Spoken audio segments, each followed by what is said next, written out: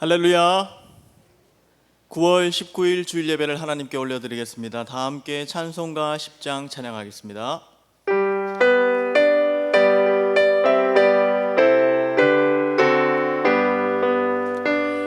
전능왕 오셔서 주 이름 찬송케 하옵소서.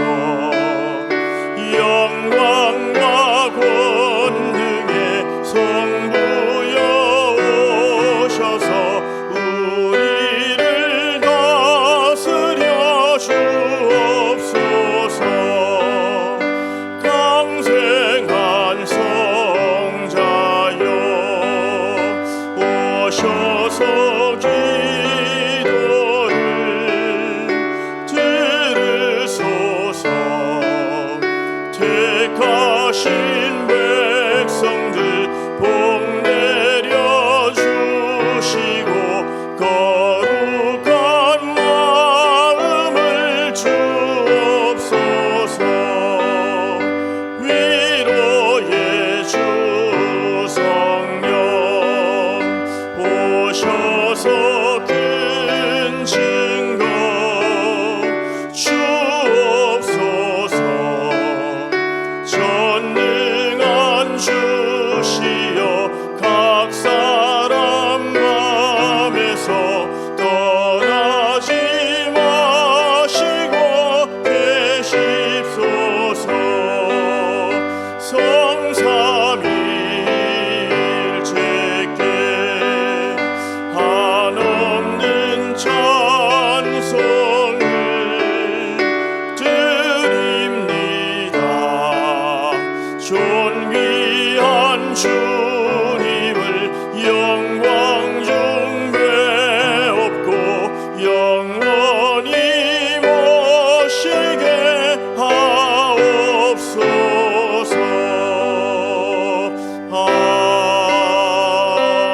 아멘. 완전하신 나의 주 찬양하겠습니다.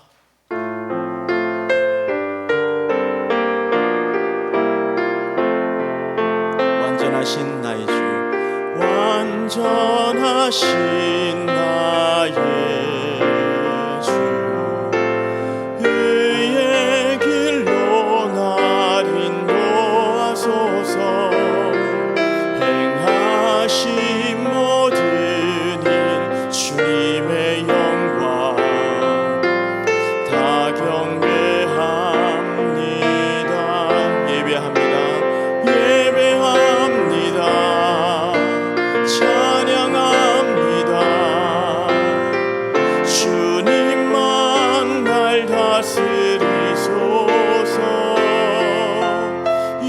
예배합니다. 찬양합니다. 주님 홀로 높임 받으소서. 예배합니다. 예배합니다.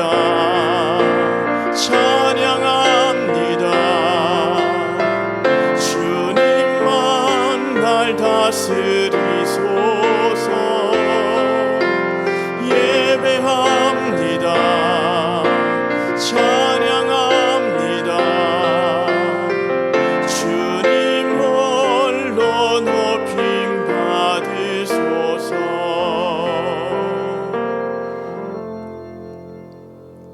다 함께 자리에서 일어나셔서 주기도문 찬양하겠습니다.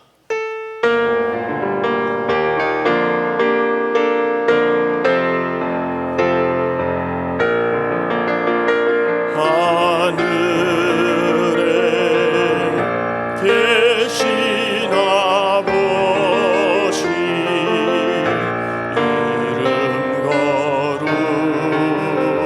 거룩하사 주님 나라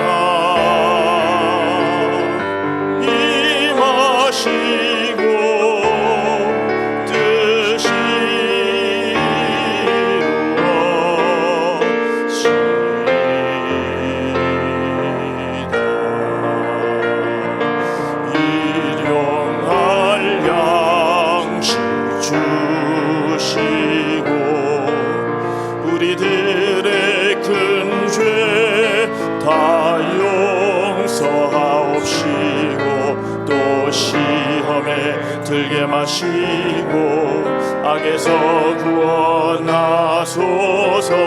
내게 주의 나라 주의 권세 주의 영광 영원히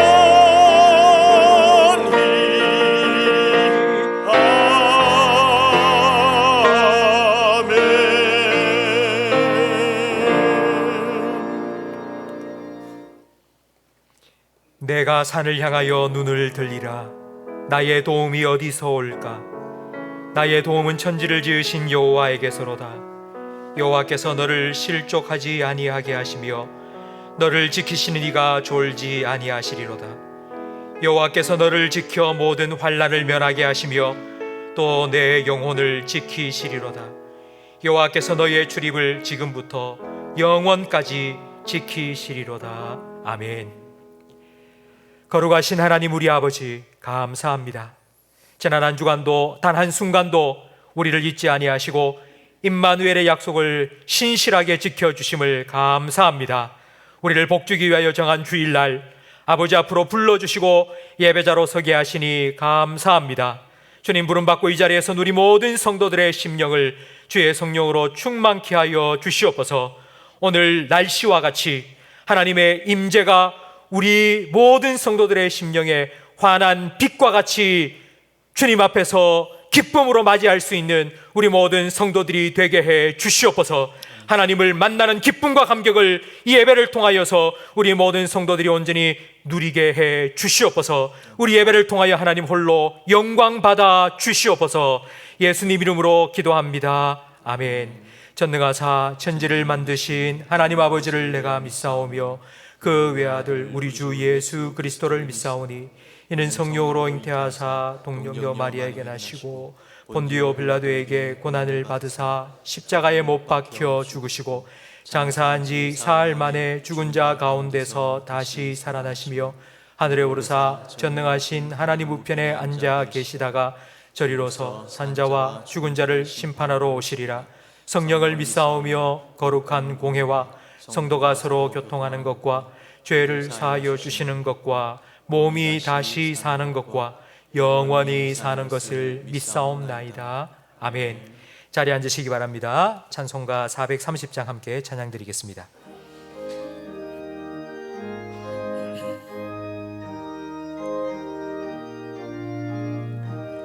주와 같이 길 가는 것 즐거운 일 아닌가. 우리 주님 걸어가신 발자취를 밟겠네. 한 걸음 한 걸음 주 예수와 함께 날마다 날마다 우리 걸어가리. 어린아이 같은 우리 미련하고 약하나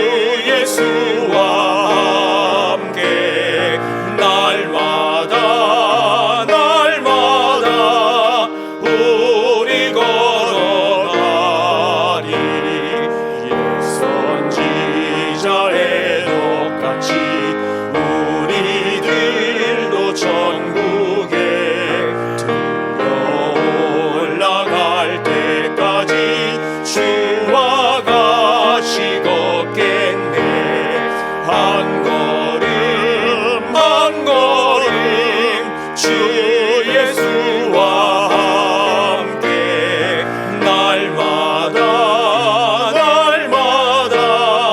우리 걸어가리. 마음을 아파야 함께 기도하실 때에 지난 한 주간 우리의 삶을 지키신 하나님 은혜에 감사 기도를 드리겠습니다. 주님 앞에 주님 부름받고 있는 모습 그대로 이 자리에 섰습니다. 근데 주님 앞에 서기에 부끄러운 우리의 모습도 참 많이 있습니다. 회개의 기도도 함께 드리겠습니다. 예배를 통하여서 하나님의 은혜로 우리가 새로워지게 해주시고 회복시켜 주셔서 다음 한 주간 하나님 백성답게 하나님의 말씀에 순종하며 세상의 빛된 사명을 잘 감당하며 살아갈 수 있도록 은혜 베풀어 달라고 우리 자신과 예배를 위하여 동성으로 기도하겠습니다. 하나님 아버지 감사합니다. 지난 한 주간도 주님 은혜 가운데 살아오게 하심을 감사합니다. 태풍 속에서도 우리를 안전하게 지켜주시고 코로나의 확산 가운데서도 저희들을 보호하여 주심을 감사합니다. 하나님 큰 일 없이 하나님 큰 범죄 저지르지 아니하고 건강함으로 주님 앞에 나와 마음껏 찬양하며 예배할 수 있도록 하나님 은혜 베풀어 주심을 감사합니다. 하나님의 은혜에 감사하며 우리가 주님 앞에 나와 찬양하며 예배하오니 주님께서 우리 예배 가운데 자정하여 주시고 우리 예배를 기뻐 받아 주시옵소서. 예배를 통하여 우리 모든 성도들이 하나님의 임재 가운데 깊이 들어가게 해 주시옵소서. 하나님 예배하신 풍성한 은혜 가운데 깊이 잠기게 해 주시옵소서.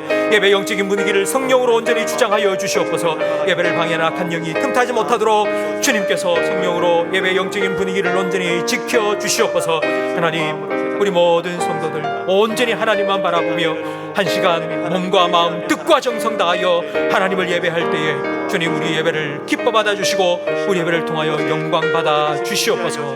예수님 홀로 영광 받아 주시고 주님 은혜 가운데 거하는 귀한 예배 시간이 되게 하나님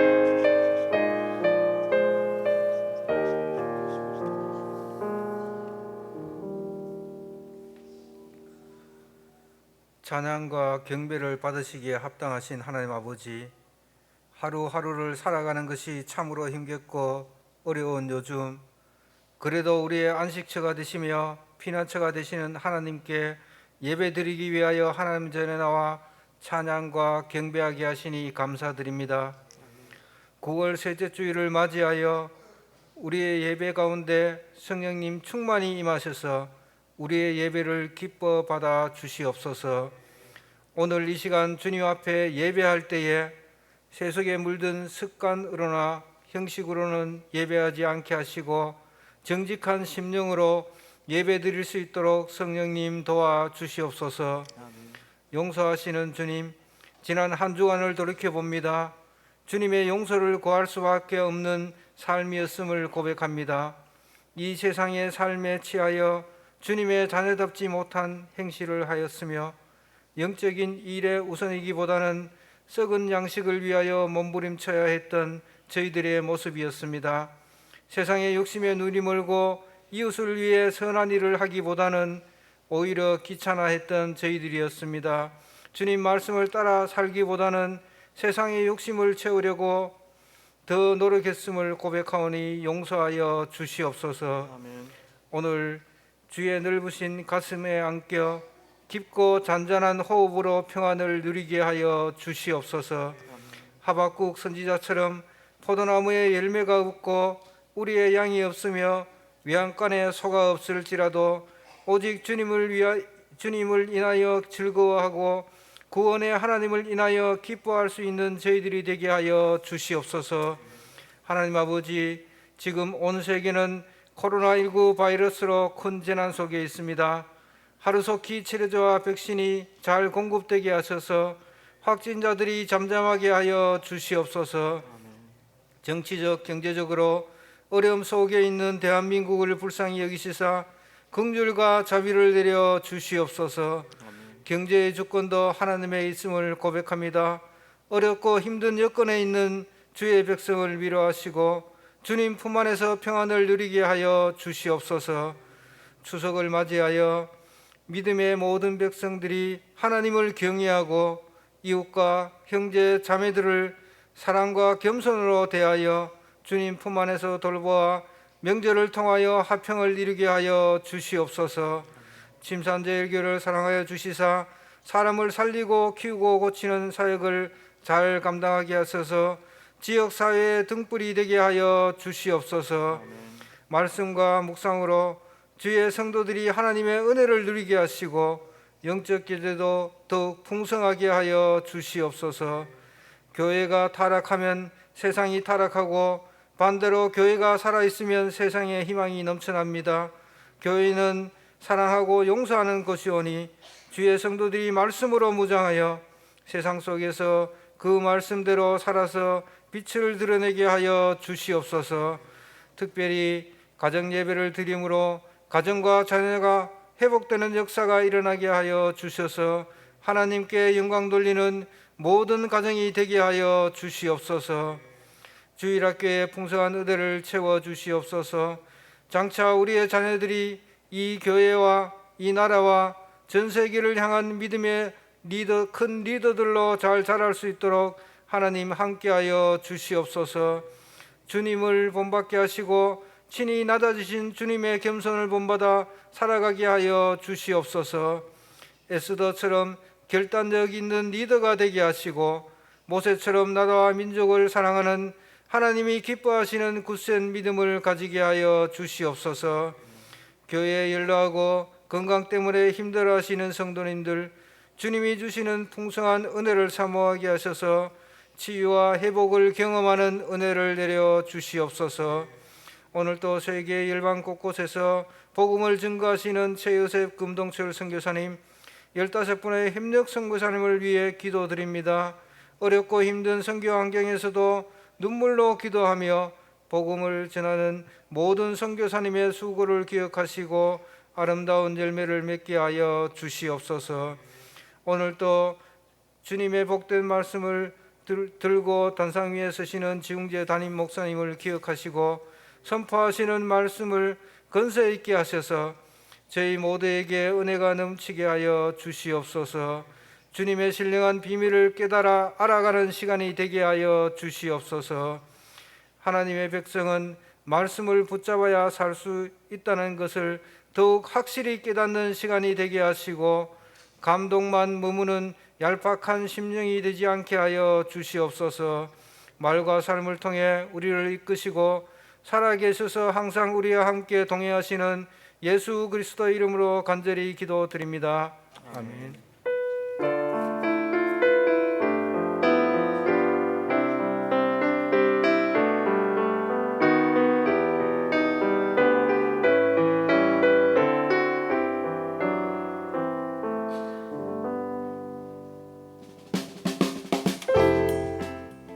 사람을 살리고 키우고 고치는 침산제일교회 9월 셋째 주 교회 소식을 전해드리겠습니다. 사회적 거리두기 연장에 따라 정부의 방역 지침을 준수하여 예배드립니다. 동참하여 주시는 모든 성도님들께 감사드립니다. 행복한 추석 명절 되시기 바라며 가정 예배 순서지가 2층 로비에 비치되어 있으니 가져가셔서 사용하시기 바랍니다. 다음 주 교구별 예배 시간이 주보에 나와 있습니다. 안전하고 은혜로운 예배를 위해 교구별로 정해진 예배 시간에 참석해 주시기 바랍니다. 태신자 작정식이 다음 주 1, 2, 3부 예배 중에 있습니다. 정기당회가 2부 예배 후 당회실에서 있습니다. 금주 가정예배 순서지를 오늘 오후에 문자 링크를 통해 보내드립니다. 자녀를 위한 기도문과 자신을 위한 기도문을 매주 유튜브에 올려드리고 있습니다. 성도님들께서는 함께 읽으시며 기도하시기 바랍니다. 추석 명절 사랑의 쌀을 교회와 농어촌 미자립교회에 나누었습니다. 침산제일교회 70년사 편찬에 참고할 만한 자료를 가지고 계신 성도님은 사무실에 자료를 제출해 주시기 바랍니다. 침산제일교회 70년사에 수록될 규정 및 회칙을 각 위원회와 전도회에서는 사무실로 제출해 주시기 바랍니다. 가정예배로 믿음의 가정을 세우는 침산제일교회 찬송가 213장 1절 찬양 드리며 봉헌하겠습니다.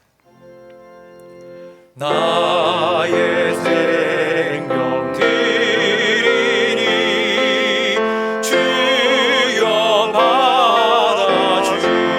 받아주셔서 세상 사랑을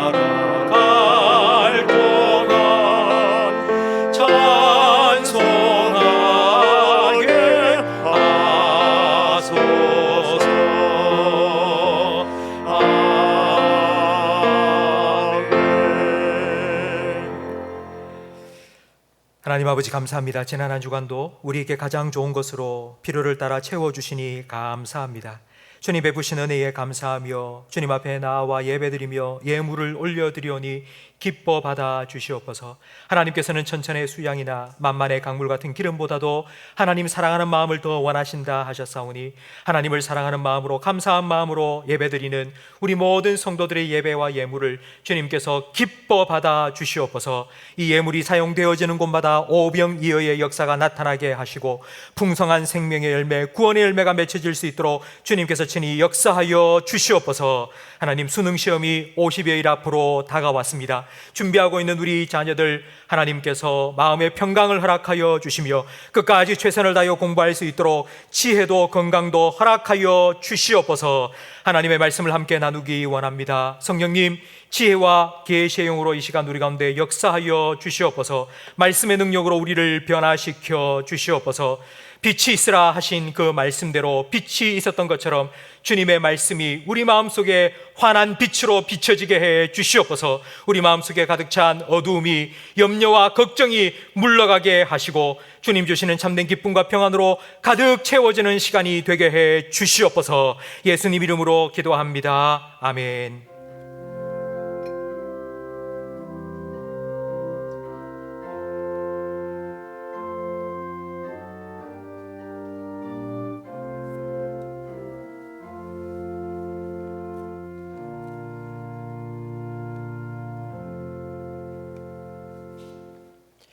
히브리서 11장 말씀입니다. 신약 성경 365면입니다.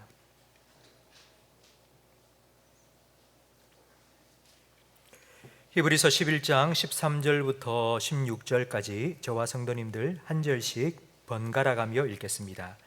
이 사람들은 다 믿음을 따라 죽었으며 약속을 받지 못하였으되 그것들을 멀리서 보고 환영하며 또 땅에서는 외국인과 나그네임을 증언하였으니 그들이 이같이 말하는 것은 자기들의 본향을 찾는 자임을 나타냄이라.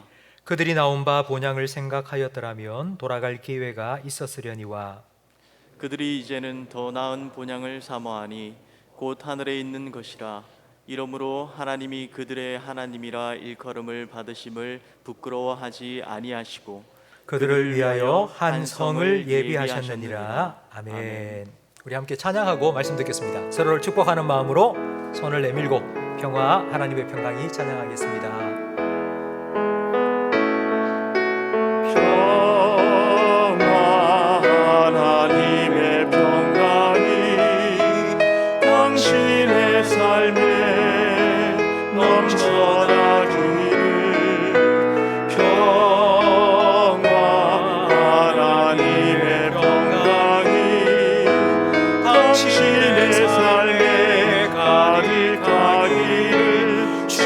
한 번 더 찬양드립니다. 평화, 하나님의 평강이 하나님의 평강이 당신의 삶에 넘쳐나기를. 평화, 하나님의 평강이 당신의 삶에 가득하기를 축복합니다. 우리 좌우에 계신 분과 인사 나누겠습니다. 잘 오셨습니다. 은혜 많이 받으세요. 우리 한국 사람이라면 모르는 사람이 정말 단 한 사람도 없을 그런 동화, 아마 흥부와 놀부 이야기일 겁니다. 가난했던 흥부가 벼락부자가 될 수 있었던 것은 박을 타다가 그 박 안에서 금은 보화가 쏟아졌기 때문인데요. 여러분, 이 박은 어디에서 생긴 걸까요? 흥부가 하루는 보니 제비가 다리가 부러져 있습니다. 그래서 그 부러진 제비 다리를 치료해 주었습니다. 제비는 철새이기 때문에 이제 가을이 되면 저 남쪽으로 강남으로 날아갑니다.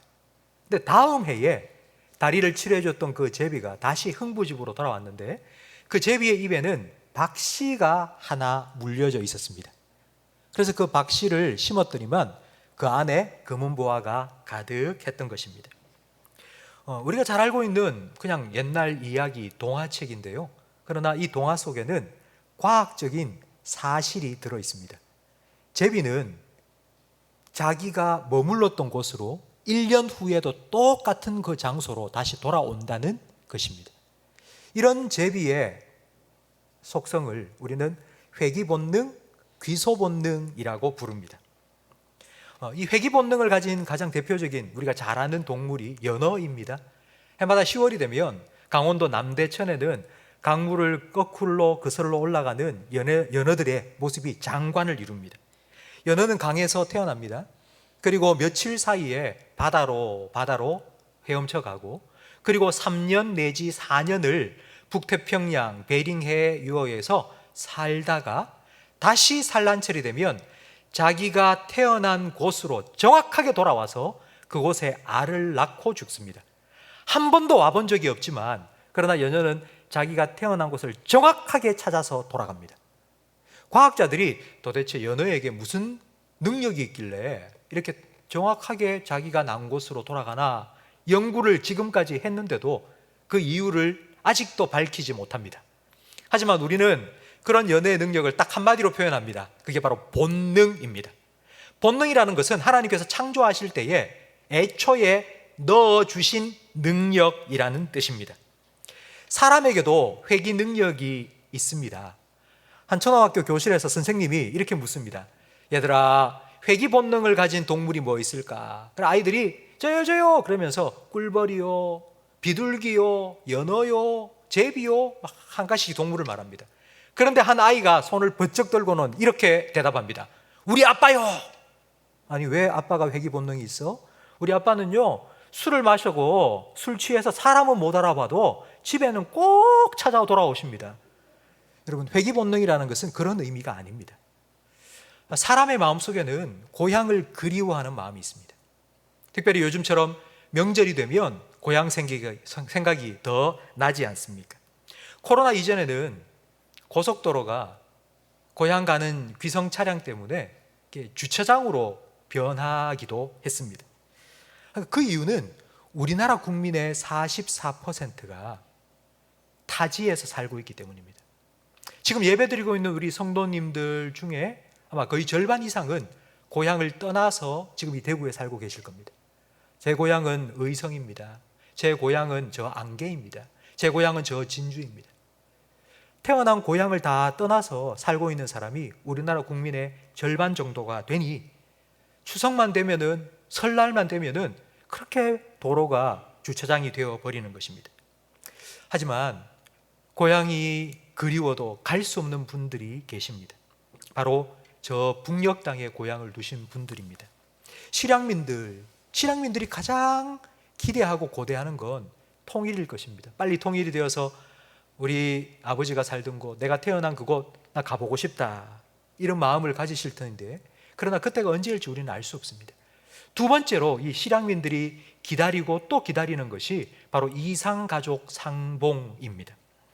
가장 최근에 상봉이 2018년 8월 20일 날 시작되었습니다. 일주일 동안 있었는데요. 그 이산가족 상봉을 앞두고 우리나라 지금 남한에 살고 있는 이산가족이 모두 몇 명인지 조사를 해봤습니다. 총 56,862명의 이산가족이 남쪽에 살고 있었습니다. 근데 해마다 이산가족 상봉, 그때가 2018년이 21차 상봉이었는데 그 56,000명 다 만날 수가 없습니다. 딱 100명만 끊어서 이산가족 상봉을 하는데 그 100명을 어떻게 뽑을까요? 56,000명 중에서 100명을 어떻게 뽑겠습니까? 어떤 방법으로? 공평하게 하기 위해서 제비 뽑기를 합니다. 그 56,000명 중에 내가 꼭 만나야 되겠다 하는 사람은 와서 제비를 뽑아서 100명 중에 딱 들어가면은 가족을 만날 수 있습니다. 2001년도에는 상봉 추첨에서 그만 탈락을 한 82세 되신 한 어르신이 명절을 앞두고, 추석 명절을 앞두고 임진각에 와서 북녘 땅인 바라다 보이는 임진각에 와서는 그 자유의 다리에서 스스로 뛰어내려 목숨을 끊은 그런 비극적인 일들도 있었습니다. 왜 사람에게는 이와 같은 고향을 그리워하는 마음이 있을까요? 제비와 연어에게 귀소 본능, 회귀 본능이 있듯이 하나님께서 넣어주셨듯이 하나님께서 그와 같은 마음을 사람에게도 주셨기 때문입니다. 우리 전도서 3장 11절 말씀을 다 함께 화면을 보면서 읽어보겠습니다.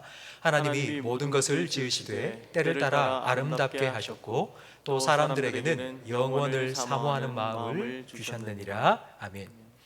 하나님께서 사람에게 영원을 사모하는 마음을 주셨습니다. 근데 영원을 사모하는 마음이라는 이 말은요, 영원하신 하나님을 사모하는 마음이라고도 번역할 수 있습니다.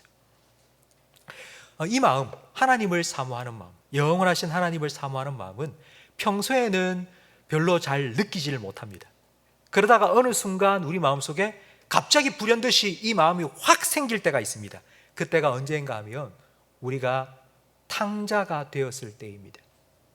내가 가진 것 다 잃어버리고 물질도 건강도 다 잃어버리고 내 스스로 아무것도 할 수 없다 생각이 되어서 유한한 인생의 한계를 느낄 그때에 누군가 나를 도와줄 분이 없나? 내가 기댈 만한 분은 없나? 라고 영원하신 하나님을 생각하게 됩니다. 바로 이것이 영원을 사모하는 마음, 영원하신 하나님을 사모하는 마음입니다. 두 번째로 이 영원을 사모하는 마음은 앞에서 제가 말씀드린 것처럼 바로 본향, 고향을 그리워하는 마음입니다. 그럼 고향은 우리가 나서 자란 곳입니다. 근데 왜 그 고향이 그리운가 하면 우리가 거기서 태어나서 마음껏 뛰어놀면서 자랐기 때문입니다. 아무 근심 없이 막 친구들과 막 온 동네를 뛰어다니면서 놀았던 그런 기억이 우리에게 있기 때문입니다. 철부지 시절 우리가 잘못하고 실수해도 다 용서를 받았던 곳이 고향이기 때문입니다. 그래서 고향 생각을 하면 왠지 마음이 푸근해집니다. 다시 그 고향으로, 그 어린 시절로 돌아가고 싶다는 마음이 생깁니다. 그런데 오늘 우리가 함께 읽은 본문 말씀에는 두 가지 고향이 있다고 말씀합니다. 하나는 우리가 떠나온 고향이 있고요. 여러분, 의성을 떠나서, 그리고 진주를 떠나서, 군위를 떠나서 지금 대구에 살고 있듯이 우리가 떠나온 고향이 있고요. 그리고 앞으로 우리가 가야 될 더 나은 고향도 있다고 말씀합니다. 우리가 육신이 태어나서 자란 고향, 떠나온 고향이지만 더 나은 고향, 앞으로 우리가 가야 될 고향은 우리가 거듭났기 때문에 장차 갈 수 있는 고향입니다. 바로 이 두 가지 고향이 있는데요. 왜 하나님께서는 우리에게 고향을 사모하는 마음을 주셨을까요? 선거철이 되면 대선이나 총선이나 선거철이 되면 그냥 묻지도 따지지도 않고 우리 지역 사람 무조건 찍어! 이렇게 투표를 하기 위해서 하나님께서 이런 마음을 주신 걸까요? 그렇지 않습니다. 나는 운동, 스포츠는 좋아하지 않지만 그러나 우리 지역, 우리 고향에 연고를 둔 스포츠팀, 야구 경기를 할 때, 축구 경기를 할 때 왠지 모르게 우리 고향 연고팀을 응원하도록 하나님께서 이런 마음을 주신 걸까요? 그렇지 않습니다. 하나님께서 고향을 사모하는 마음을 주신 이유는요, 영원한 고향을 사모할 수 있도록, 그런 마음이 어떤 느낌인지를 좀 깨달을 수 있도록 하나님께서는 우리에게 이와 같은 마음을 주신 것입니다. 성도 여러분, 언젠가 우리는 육신의 고향을 떠나야 합니다. 그리고 영원한 고향으로 다시 돌아가야 합니다. 이것이 성도들의 믿음의 여정입니다.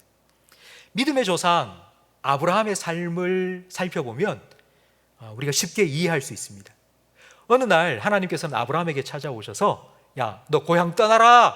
고향을 떠나라! 하나님께서 말씀하셨습니다. 여러분, 아브라함의 고향이 어디입니까? 혹시 여러분 아십니까? 아브라함의 고향? 아브라함의 고향은 갈대아 우르입니다. 근데 이 갈대아 우르는 유프라테스 강 옆에 있는 도시입니다. 유프라테스 강은 아마 여러분께서 학교 세계 역사에서 한 번쯤은 들어보셨을 메소포타미아 문명의 발생지입니다. 그러니까 갈대아 우르, 아브라함의 고향, 그 땅은요, 그 당시 그냥 뭐 이 대구 정도가 아니라 요즘 말로 하면 서울, 그리고 서울 중에서도 강남과 같은 정말 잘 사는 곳이었습니다. 다들 그곳에 와서 살고 싶어 안달인데 아브라함은 하나님께서 고향을 떠나라 그 말씀에 순종하여서 그 고향을 떠납니다. 여러분, 이 일은 결코 쉬운 일이 아닙니다. 아브라함이 그 고향을 떠날 수 있었던 이유가 무엇일까요? 그건 바로 하나님께서 그에게 약속해 주셨기 때문입니다. 하나님께서는 이렇게 약속하셨죠. 야, 네 지금 아들 하나도 없지? 내가 너에게 아들을 줄게. 그리고 하늘의 별과 같이 바다의 모래와 같이 수많은 민족을 너를 통해서 내가 이룰게. 하나님께서 약속해 주신 겁니다. 그전에는 아브라함이 땅만 보고 살았습니다. 나 아들 하나도 없는데 그냥 내가 사는 내 인생 정말 먹고 즐기면서 그래 살자. 그러면서 막 땅만 보고 그렇게 살아왔습니다. 근데 하나님께서 아브라함의 고개를 들게 해주셨습니다. 그리고 하늘을 바라보고 하나님 주신 꿈을 바라보고 비전을 바라보며 살게 해주신 겁니다. 이걸 좀 더 쉽게 표현하면 이런 것입니다. 나는 내 꿈이 있어. 내 소원이 있어. 서울 강남에 30평 아파트. 나는 강남에 진출하는 거야. 나 강남에 입성하는 게 내 꿈이야. 그래서 내 인생 전체를 그 강남 30평 아파트에 걸었습니다. 그렇게 살아가던 그 사람에게 이렇게 약속한 겁니다. 아니야, 강남 30평짜리 그 정도가 아니고 내가 너로 한 나라를 이룰 거야. 내가 너를 통하여 한 나라와 한 민족을 만들어 줄 거야. 하나님께서 약속해 주신 겁니다. 그 하나님의 약속을 믿고 아브라함은 그곳을 떠났습니다. 믿음은 선택입니다. 여러분, 선택은 포기입니다. 우리도 바로 이와 같은 믿음의 선택을 했습니다. 이 땅의 삶이 전부가 아니라 영원한 천국이 있음을 우리는 믿고 이 땅을 포기하고 약간 양보하고요, 우리는 주님을 위하여서 살기로 선택을 하고 이 자리에 나왔습니다. 아마 여러분 오늘 지금 이 시간 나 고향 가고 싶은데, 나도 빨리 우리 아버지 어머니 찾아뵙고 싶은데, 아니면 뭐 나 좀 피곤한데 좀 집에서 시원한 에어컨 틀어놓고 나 누워 있으면 더 좋겠는데 라고 여러분 생각하실 수 있습니다. 그런데 그걸 포기하고 지금 이 자리에 예배하기 위해서 나오셨습니다. 여러분, 바로 이것이 믿음입니다. 영원한 천국을 선택한 믿음의 여정을 우리는 이미 시작했습니다. 아브라함은 이 믿음의 여정을 어떻게 살았을까요? 아브라함이 어떻게 살았는지 15절 말씀에 아주 간략하지만 너무나도 분명하게 말씀해 주고 있는데, 이 15절 말씀을 우리 화면을 보면서 함께 읽겠습니다. 그들이 나온 바 본향을 생각하였더라면 돌아갈 기회가 있었으려니와. 얼마든지 아브라함은 돌아갈 수도 있었는데 그러나 돌아가지 않았습니다. 아브라함은 75세 때 하나님의 부름을 받았습니다. 그리고 아브라함의 향년, 아브라함이 진짜 하나님의 부름을 받고 영원한 본향으로 돌아간 그 나이가 175세입니다. 그러니까 75세부터 175세, 딱 100년입니다. 여러분, 그 100년의 아브라함의 믿음의 여정, 참 고생도 많이 했어요. 우여곡절도 많았고요. 힘든 일도 참 많았습니다. 집 떠나면 고생이라고 고향을 떠나 100년을 사는 동안 얼마나 힘들고 어려운 일을 많이 겪었습니까? 고생하면 옛날 생각나고 고향 생각나기 마련입니다. 나 돌아갈래. 나 그만할래. 나 그냥 고향 내려가서 다 치우고 그냥 농사나 짓고 살래. 뭐 그런 마음 들지 않습니까? 그런데 아브라함은 그 100년의 시간 동안 한 번도 고향에 연연하지 않고 나 그만둘래 하지 않고 뒤돌아서지 않았던 것입니다. 여러분, 이것이 바로 아브라함의 믿음의 위대함입니다. 출애굽한 이스라엘 백성을 생각해 보십시오. 아니, 조금만 틈만 나면 그 40년 동안, 광야 40년 동안 조금만 틈만 나면 돌아갈래, 애굽으로 돌아갈래. 아니, 종살이 했던 애굽이 얼마나 살기 좋았길래 돌아간다고 틈만 나면 그렇게 불평불만이 튀어져 나오지 않습니까? 그런데 아브라함은 그렇지 않았습니다. 그는 한 번도 뒤돌아서지 아니하고 하나님이 그에게 약속하신 말씀을 붙잡고 그 믿음의 여정을 계속하여 100년 동안 걸어갔던 것입니다. 여러분, 그럴 수 있었던 이유가 무엇일까요? 아브라함은 왜 한 번도 돌아서지 않고 끝까지 그 길을 갈 수 있었을까요? 그 이유가 16절 말씀에 나옵니다. 우리 16절을 함께 화면을 보면서 읽겠습니다.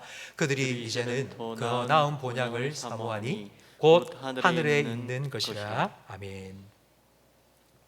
더 나은 본향, 떠나온 고향 생각 안 하고 더 나은 본향, 하나님께서 준비해 두신 그 본향을 사모하는 마음이 그에게 있었기 때문입니다.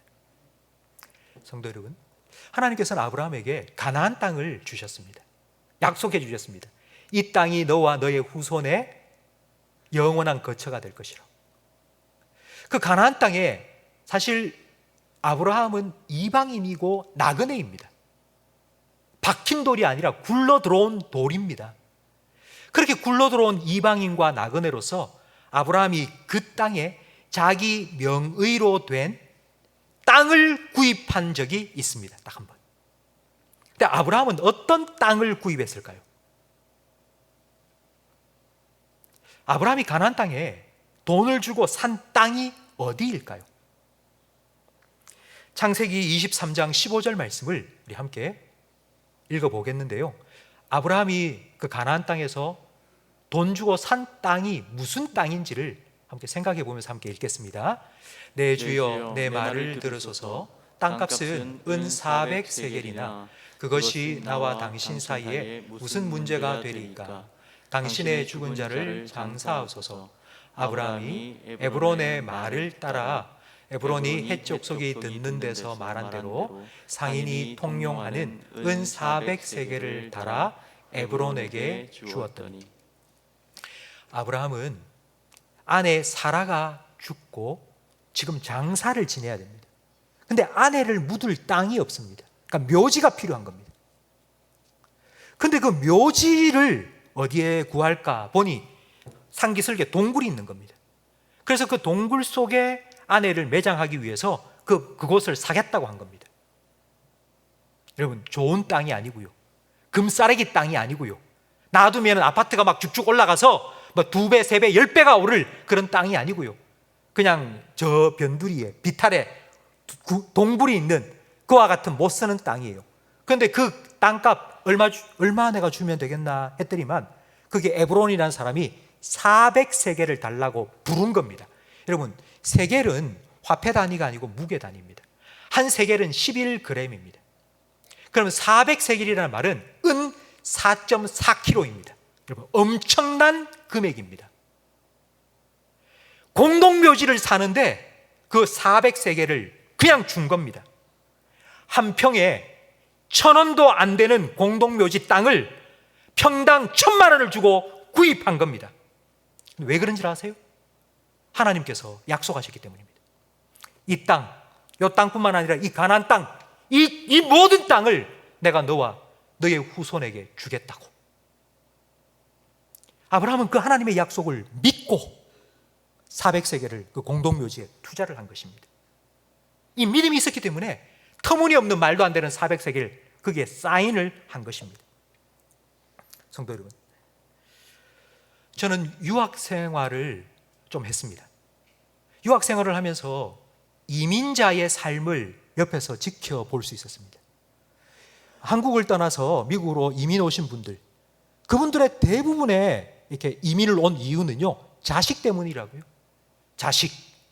한국에서 공부시키는 것보다 좀 여기 와서 좋은 데서 공부시키고 성공하기를 바라는 그런 마음에 다 이민을 오셨더라고요.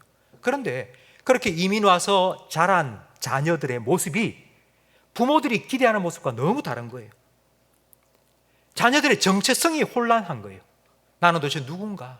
나는 왜 여기 와 있나? 나는 왜 여기 와서 이런 고생하고 있나? 왜 영어도 잘 못하나? 내 얼굴 색은 왜 노릇끼리 하나? 왜 난 저 사람들과 같이 섞이지 못하나? 그래서 계속해서 그들의 마음속에는 내가 어떻게 하면 저들의 모임에 소속될까?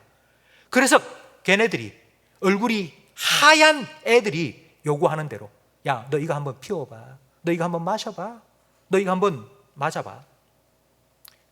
여기저기 어울려 다니면서 나도 끼워줘, 나도 너하고 함께 살고 싶어. 그렇게 소속되기 위해서 애걸복걸 그렇게 애원하며 살아가다 보니 아이들의 삶이 망가지는 모습을 저는 너무나도 많이 봤습니다. 성도 여러분, 제가 왜 이 말씀을 드리는 거니, 우리의 정체성을 바로 깨닫는 순간 우리는 우리의 삶의 방식이 달라집니다. 들어보세요. 소속이 분명해야지, 쉽게 말하면 내가 이방인이라는 것을 깨닫는 그 순간, 아, 나는 이방인이야. 그래서 나는 이런 불이익을 당할 수밖에 없어.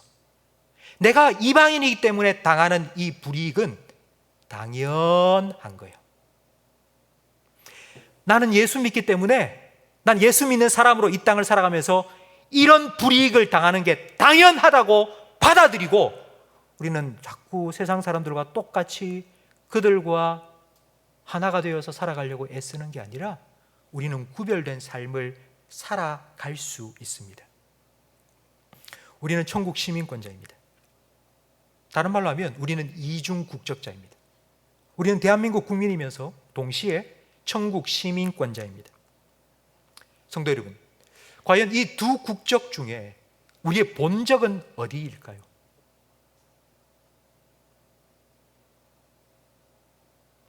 여러분, 대한민국이 여러분의 본적입니까? 아니면 천국이 여러분의 본적입니까? 이 땅에 사는 것은 잠깐입니다. 정말 잠깐입니다.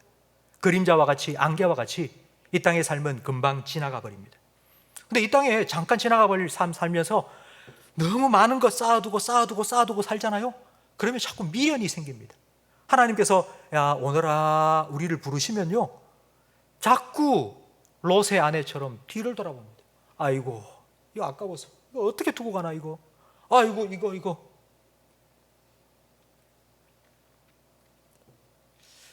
제가 한 가지 이야기를 들려드리겠습니다. 어떤 분이 낡은 집에서 살고 있습니다. 얼마나 집이 낡았는지, 비만 왔다 하면 천장에서 물이 똑똑똑 떨어지는 거예요. 그래서 양동이를 받쳐놓고 그렇게 하룻밤을 똑똑똑 떨어지는 소리를 들으면서 지내야 했습니다. 겨울만 되면 우풍이 얼마나 센지 이불을 덮어도 코끝이 너무 시렵습니다. 근데 이분이 드디어 아파트 분양을 받은 겁니다. 이제 입주 날이 다가오고 있습니다. 그런데 이제 여름을 지나면서 장마철이 되었습니다. 계속해서 천장에서 눈물이 뚝뚝뚝 떨어집니다. 옛날 같았으면은 뚝뚝 떨어지는 물소리를 들으면서 아이고 서러워라 막 가슴을 치면서 불평했을 텐데, 입주날을 앞두고는 그런 마음이 싹 사라진 거예요. 아이고, 또 떨어지네. 이제 잠시 후면은 좋은 집에 내가 들어갈 텐데. 그러면 달라지는 겁니다. 달라집니다.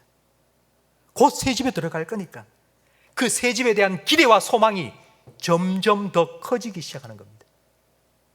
여러분, 이와 같은 성도들의 영원한 본향에 대한 소망을 잘 표현해 준 성경 말씀이 고린도후서 4장 16절 말씀인데요. 함께 읽어보겠습니다. 그러므로 우리가 낙심하지 아니하노니 우리의 겉사람은 낡아지나 우리의 속사람은 날로 새로워지도다. 아멘. 성도 여러분, 이 말씀이 여러분의 믿음의 고백이 되기를 주님의 이름으로 축원합니다. 아멘. 아무리 이 세상 사는 게 좋아도 금방 지나갑니다. 언젠가는 다 놓고 떠나야 됩니다. 이 세상은 떠나야 할 본향입니다. 우리는 더 나은 본향, 영원한 본향을 향하여서 나아가야 합니다. 이 땅에 소망을 두지 않고 그 영원한 본향에 소망을 두고 살아가는 사람, 그 사람은 사이비 종말론자가 아닙니다. 학교도 그만두고 가정도 팽개치고 직장도 다 사직서 내고, 그리고는 뭐 산기슭에 올라가가지고 주여 어서 오셔서 그렇게 기도하고 재림을 기다리는 그런 사이비 종말론자들이 아닙니다.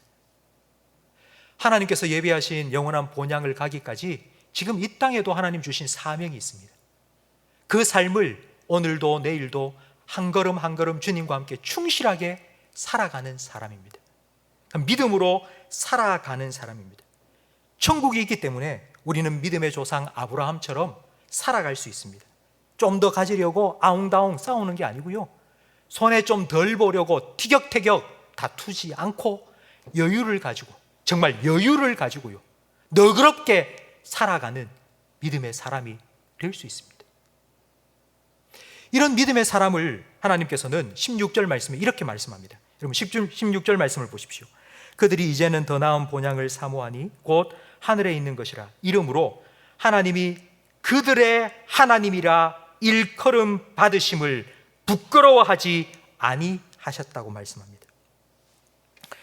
길게 쭉 풀어서 설명을 해놓았는데요. 쉽게 말하면 이런 겁니다. 텔레비전에 어떤 한 사람이 나왔습니다. 그 사람이 너무너무 위대한 업적을 이룬 거예요. 텔레비전에서 막 그 사람에 대한 칭찬을 막 하고 그 사람이 이런 업적을 이뤘다고 막 뉴스가 나가는데 갑자기 그 뉴스를 보고 있던 사람 중에 한 사람이 벌떡 일어나면서 여보시오 저기 나오는 저 사람 내 아들이요, 내가 저 사람의 아버지요, 아버지. 지금 하나님이 그렇게 말씀하시는 거예요. 내가 저 사람의 하나님이라고. 그렇게 말하는 것을 부끄러워하지 않는다고, 오히려 자랑스러워한다고요. 실제로 하나님께서는 자기를 이렇게 소개하셨습니다. 출애굽기 3장 6절 말씀을 우리 함께 화면을 보면서 읽어보겠습니다. 나는 내 조상의 하나님이니 아브라함의 하나님, 이삭의 하나님, 야곱의 하나님이니라. 아멘. 하나님이 자기를 소개하신 거예요. 자기를 소개하면서 나는 아브라함의 하나님이라고. 제가 지난주 이 말씀을 준비하면서 제가 한번 상상을 해보았습니다. 하나님께서 세상 사람들을 향하여서 나는 지웅제의 하나님이라. 제가 막 소름이 끼치더라고요. 하나님, 제가 정말 그렇게 하나님께 자랑스러운 그런 아들, 그런 믿음의 사람이 되고 싶습니다. 정말 아브라함처럼 믿음의 길을 끝까지 뒤돌아보지 아니하고 달려갈 수 있도록 제 삶을 좀 붙들어 주십시오 라는 기도가 나왔습니다. 성도 여러분, 이것보다 더 큰 영광이 어디 있을까요? 내가 아브라함의 하나님이라고, 나는 지웅제의 하나님이라고. 성도 여러분, 어제부터 5일 동안의 추석 연휴가 시작되었습니다. 최근 들어서 사뭇 이렇게 명절 분위기가 좀 달라진 것 같습니다. 명절이 아니라 휴일, 5일의 휴일, 휴가다, 이런 느낌이 더 많이 드는 것 같습니다. 제가 2010년과 2017년 두 해의 통계를 제가 살펴봤는데요. 추석 연휴 기간 동안 해외 여행을 간 사람이 2010년보다 2017년, 이 7년 사이에 2배가 늘었습니다. 작년 추석 연휴 때, 코로나가 얼마나 확산이 되고 있던 그때 아닙니까? 작년 추석 연휴 때는 해외로 나갈 수가 없으니까 제주도에 사람이 모이는데 그 추석 연휴 짧은 3일 동안 제주도에만 45만 명이 몰렸답니다. 근데 올해는 다시 고속도로가 주차장으로 변할 것 같다는 예상이 되더라고요. 왜냐하면 지난 2월 설날 때 5인 이상 집합 금지가 되어서 직계가족도 함께 모이지 못했습니다. 그래서 이 추석 때에는 이제 8인까지는 허용이 되기 때문에 많은 분들이 고향으로 가겠다, 부모님 만나 뵈러 가야 되겠다라고 예상을 하고 있습니다. 그래서 이번 추석에 고향을 방문할 귀성객 숫자가 3,200만 명이 된다고 합니다. 대부분 귀성길에 오르는 거죠. 그런데 귀성길에 오를 때 대중교통보다는 코로나 때문에 자기 차를 이용하는 사람이 훨씬 많다고 합니다. 그러니까 아마 고속도로가 주차장이 될 것이라고 예상을 하고 있습니다. 평소에 4시간 걸리던 그 거리가 6시간, 7시간이 걸려도 갑니다. 교통 정체를 피해서 새벽에 3시에 일어나서 빨리 가자 해가지고는 3시에 출발하는 그런 불편함도 감수합니다. 그럼 이런 대가를 치르고도 고향에 가려고 애쓰지 않습니까? 그것처럼 우리 영원한 본향, 하나님께서 우리를 위해서 예배해 주신 영원한 본향, 그 본향을 사모하는 여러분들이 되시기를 저는 간절히 바랍니다.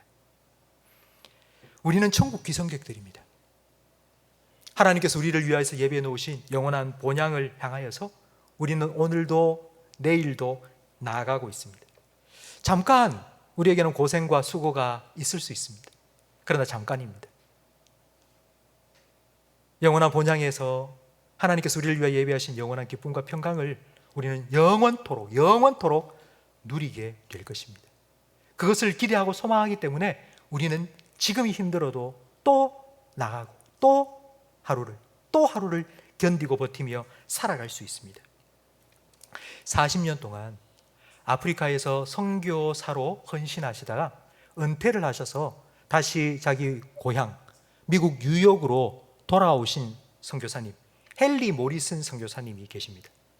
배를 타고 아프리카에서 떠나 뉴욕항으로 들어오는데 하필이면 그 배에 아프리카 순방을 마치고 루즈벨트 대통령이 함께 타고 있었던 겁니다. 뉴욕항에 딱 도착하자 완전 군악대가 쫙 늘어서서는 빵빠레를 울리면서 대통령의 귀국을 환영합니다.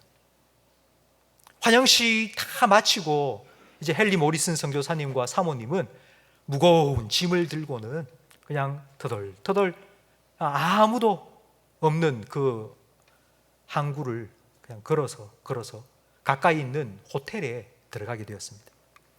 호텔에 들어가서 짐을 푼 헨리 모리슨 선교사님이 한숨을 푹 쉬면서 이게 뭐야? 40년 동안 내가 고생하면서 사역을 마치고 왔는데 대통령 며칠 아프리카 나라 돌아보고 와서는 저렇게 환영을 받는데 나는 이게 뭐야? 아무도 환영해 주지도 않고 그렇게 막 입이 투덜투덜 하고 있었습니다. 그때 사모님께서 헨리 모리슨 선교사님 어깨를 다 안으면서 이렇게 말했습니다. 여보, 우리는 아직 고향에 돌아온 거 아니잖아. 우리 고향 돌아가면 하나님께서 군악대보다도 더 많은 천군 천사, 믿음의 선배들이 우리를 환영해 줄 거야 라고 위로해 주었습니다. 성도 여러분, 우리도 언젠가는 영원한 본향 돌아가게 될 겁니다. 그 가까이 가면은 하나님께서 두 팔을 쫙 벌리고요, 어서 오라고 우리를 맞아 주실 겁니다. 하나님께서 우리를 부르셨다면, 하나님께서 여러분을 부르셨다면 저는 화건하건대 우리 성도님 중에 단 한 분도 나고자가 없이 다 영원한 본향에 도달할 수 있습니다. 아멘. 그 길까지 하나님께서는 예수님을 목자로 우리에게 보내주셔서 우리의 걸음을 인도해 주실 겁니다. 자기의 피값으로 사신 우리들을, 여러분들을 예수님께서는 절대로 잊어버리지 아니하시고 여러분을 지키시고 보호하시고 인도하셔서 영원한 천국 본향까지 들어가게 해 주실 것입니다. 성도 여러분, 천국 귀성길 한 걸음 한 걸음 날마다 주님과 함께 동행하며 기쁨으로 걸어가시기를 예수님의 이름으로 축복합니다. 아멘. 오늘 말씀을 생각하시면서 우리 앞에서 불렀던 찬송가 주와 같이 길 가는 것 함께 찬양하고 말씀을 마치도록 하겠습니다. 주와 같이 길 가는 것 즐거운 일 아닌가. 우리 주님 걸어가신 발자취를 밟겠네. 한 걸음 한 걸음 주 예수와 함께 날마다 우리 걸어가. 옛 선지자 해독같이 우리들도 천국에 들려 올라갈 때까지 주와 같이 걷겠네. 한 걸음 한 걸음 주 예수와 함께 날마다 우리 걸어가리. 아멘. 기도하겠습니다. 하나님 아버지, 감사합니다. 우리를 불러주시고 천국 시민권자가 되게 해 주시니 감사합니다. 하나님, 이 땅에 떠나온 고향, 이 땅에 사라져버릴 그곳에 소망을 두지 않게 하시고 영원한 본향을 바라보며 영원한 산 소망을 품고 살아가게 하시니 감사합니다. 100년의 믿음의 여정, 한 번도 뒤돌아서지 아니하고 끝까지 주님 바라보며 달려갔던 아브라함처럼 하나님, 우리도 끝까지 이 믿음의 경주 완주할 수 있도록 날마다 우리와 동행하여 주시고 보호하여 주시고 인도하여 주시옵소서. 우리의 겉사람은 시간의 흐름에 따라, 세월의 흐름에 따라 낡아져 가지만 우리의 영혼, 우리의 속사람은 영원한 본향을 향한 소망으로, 천국 소망으로 날마다 더욱 새로워지게 해 주시옵소서. 추석 명절을 맞아 고향을 찾아 떠나는 우리 성도님들의 발걸음과 마음을 하나님의 평강으로 지켜 주시옵소서. 특별히 북한을 떠나 이곳에서 살고 있는 우리 실향민들을 주님께서 위로하여 주시옵소서. 남과 북이 속히 통일이 되어서 고향으로 갈 수 있는 그 길을 하나님 열어 주시옵소서. 주 예수를 믿으라, 그리하면 너와 내 집이 구원을 받으리라 약속하신 말씀이 우리 모든 성도들의 가정마다 아름답게 온전히 이루어지게 해 주시옵소서. 하나님, 복음 들고 먼 이국 땅에서 선교 사역을 감당하고 계시는 우리 선교사님들을 주님께서 위로하여 주시옵소서. 명절이 되면 더 고향이 생각나고 부모님, 형제들이 생각나겠지만 하나님께서 약속하신 것처럼 나와 복음을 위하여 집과 가족을 버린 자는 100배를 더하여 받을 것이라 약속하신 그 말씀대로 하나님, 그 선교 현장 가운데서 그리스도 예수의 한 피바다 한 몸 이룬 많은 믿음의 형제자매들을 하나님께서 붙여 주시옵소서. 기쁨으로 주님께서 허락하신 그 사역을, 그 사명을 끝까지 잘 감당해낼 수 있도록 주님 날마다 새롭게 하시는 은혜를 우리 선교사님들에게 허락하여 주시옵소서. 하나님 아버지, 이번 한 주간 우리가 살아가는 가정 속에, 그리고 가족의 모임 속에, 일터 속에서 우리 성도들을 생명사역자로 사용하여 주시옵소서. 먼저 우리 성도들의 심령 속에 하나님의 은혜와 생명과 축복을 넘치도록 부어 주시옵소서. 그래, 우리를 통하여서 그 생명이, 그 축복이 흘러가게 해 주시옵소서. 이와 같은 축복의 통로로 살아가는 우리 성도들의 삶이 되게 해 주시옵소서.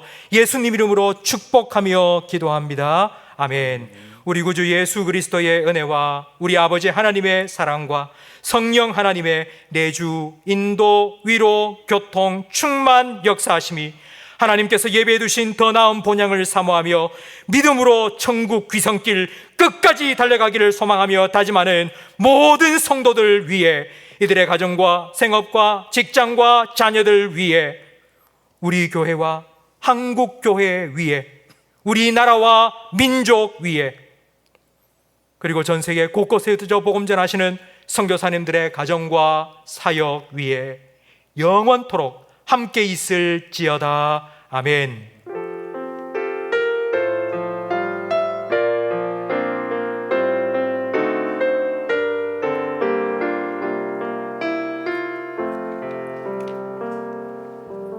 우리 다 함께 자리에서 일어나셔서 두 손 높이 들고 주 약속 안에서 힘차게 찬양하고 예배를 마치겠습니다.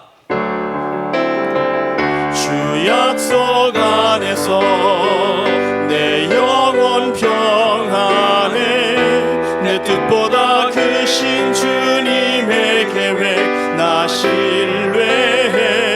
두려움 다 내려놓고 주님만 의지해. 주 안에서 내 영혼 안전합니다. 주 약속 안에서 내 영혼 평안해, 내 뜻보다 크신 주님의 계획 나 신뢰해. 두려움 다 내려놓고 주님만 의지해. 주 안에서 내 영혼 안전합니다. 한 주간도 주님과 함께 승리하시기 바랍니다.